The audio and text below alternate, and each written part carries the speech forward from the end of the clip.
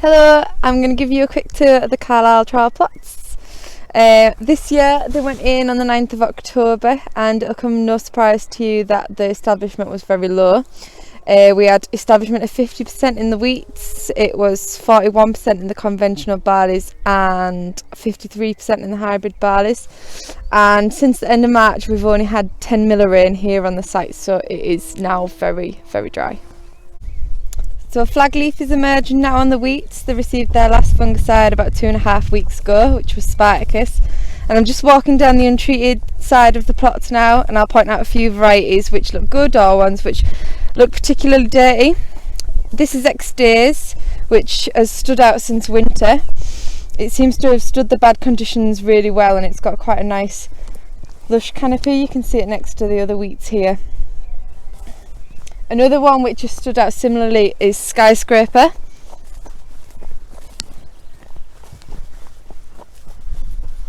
Which is this one here. Next to Skyscraper we've got two plots which are looking quite dirty. We've got Elation here. And most surprisingly on this side we've got Graham, which has got a good score for Septoria, but you can see there's a lot in there.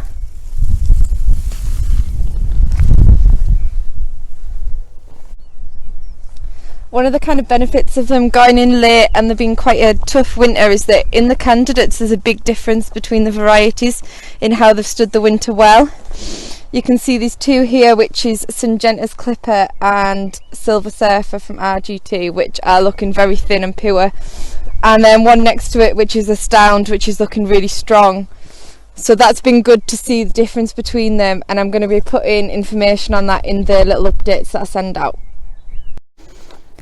Next we've got the barley plots, and the last spray in here was again about 2.5 weeks ago, and that was a Bugle Pizarro mix. Again I'm going to walk down the untreated plots and just point a few out.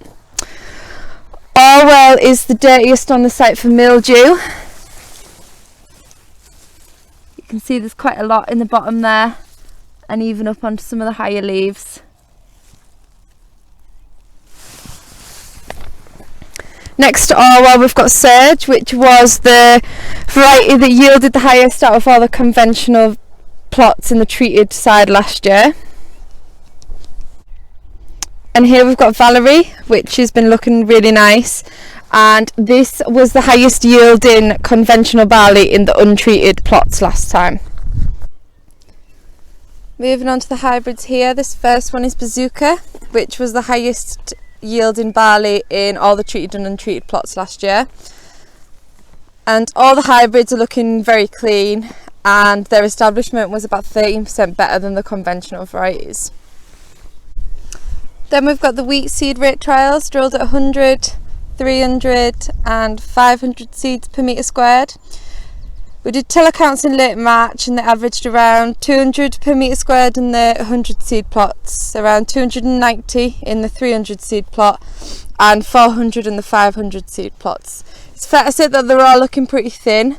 Last year the seed rate plots were drilled between 150 to 450 seeds per metre squared, and there was very little difference in yield. However, we had a fairly kind autumn last year and the plots went into much better conditions.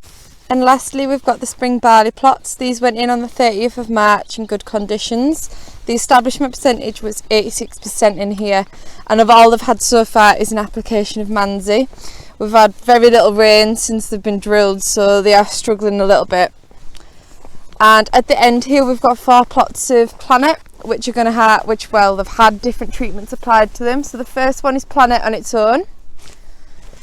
Then we've got Planet, which had Rise P applied when it was drilled. Then we've got Planet, which had Calibra Carbro applied at the 4-leaf stage. And finally we have Planet, which had Advanced 66 applied at the 4-leaf stage. So that's a whistle stop tour of the plots. We'll try and make the most out of them even though we can't have an open day, and hopefully we'll get plenty of data off them that we can use on farm.